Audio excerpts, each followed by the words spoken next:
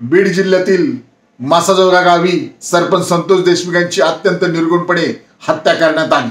परंतु या प्रकरणामध्ये अजूनपर्यंत अॅट्रॉसिटीचा गुन्हा दाखल झालेला दिसत नाही।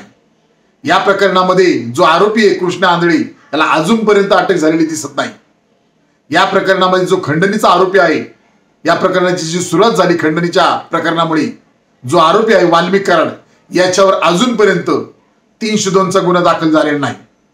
या प्रकरणामध्ये अजूनपर्यंत सरपंच संतोष देशमुख यांच्या कुटुंबाला थोडा पण न्याय मिळालेला दिसत नाही। मग या प्रकरणासाठी जे आंदोलन चाललेलं होतं न्याय मिळण्यासाठी, याचं नेतृत्व आमदार सुरेश धस यांनी केलं आणि यांना दिलं होतं।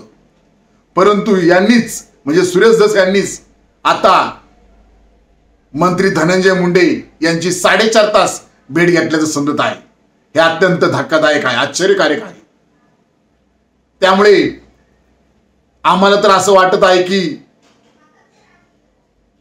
जी जनता न्याय मागवती, न्यायाच्या प्रतीक्षेत जी जनता होती, त्यांचा आमदार सुरेश धस यांनी केसा नाही गळा कापल्याचं स्पष्टपणे दिसत आहे।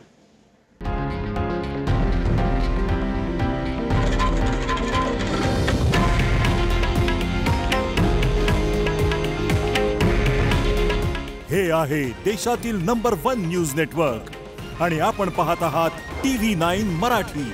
काळजी तुमची, हित महाराष्ट्राचं।